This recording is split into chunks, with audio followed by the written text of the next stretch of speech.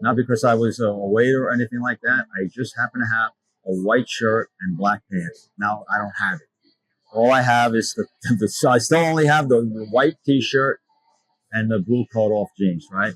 So now, and this is funny because, you know, as you'll know by now, I was a professional casino cheat for 25 years. Probably or arguably the best one that ever lived. And but I was not a thief, and I was not a liar. I was just a casino cheat.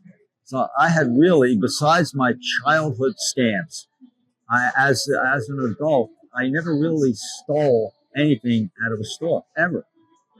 And and how was I going to get a white shirt and black pants? Well, you remember the name Sears Roebuck, or for those of you too young to remember, Sears Roebuck used to be back in the day the number one department store as far as volume and sales go in the United States.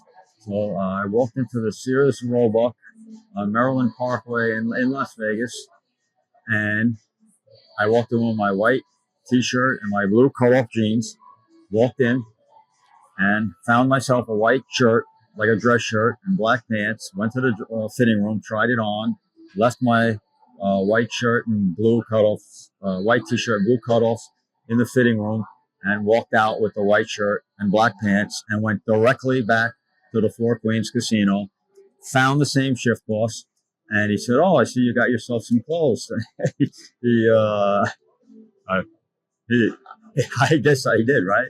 I didn't mention to him, how I got it. So I said, okay. He said, get on that table, tap that girl out. So it was a little girl, a girl dealer. I tapped her out on her shoulder, and she clapped out, and I got in behind her, and I started dealing the cards. And I dealt 4 or 5 hands. The shift boss came over to me and said, okay, that's it. You're done. And, when he said you're done, I thought he meant like, I'm done. My dealing career is over. And then he asked me, do you know how to deal baccarat by any chance?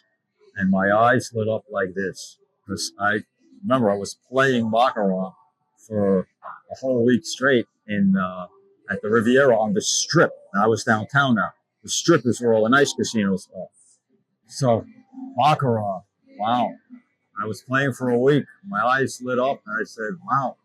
I thought he was going to say, I'm done, but he's saying, do you know how to deal baccarat? And I said, yes, even though I never dealt it and I never learned it in that dealer school, but I knew the rules, and I came to know that the casinos downtown were starting to install what was called mini baccarat, still called mini baccarat today, where they took the big game and they reduced it to like a blackjack sized table with 6 or 7 or 8 betting spots. And they decided that they were going to deal baccarat downtown too, because it was only on the Strip before that. So I said, yes, I deal baccarat. And he said, you're hired. Just like that. He said, you're hired. When can you start? I said, right now. He said, come back in tomorrow and start. So I got a job. That was my first step, my first major accomplishment, besides having won that $100,000, which I blew. But I had a job now. I felt great.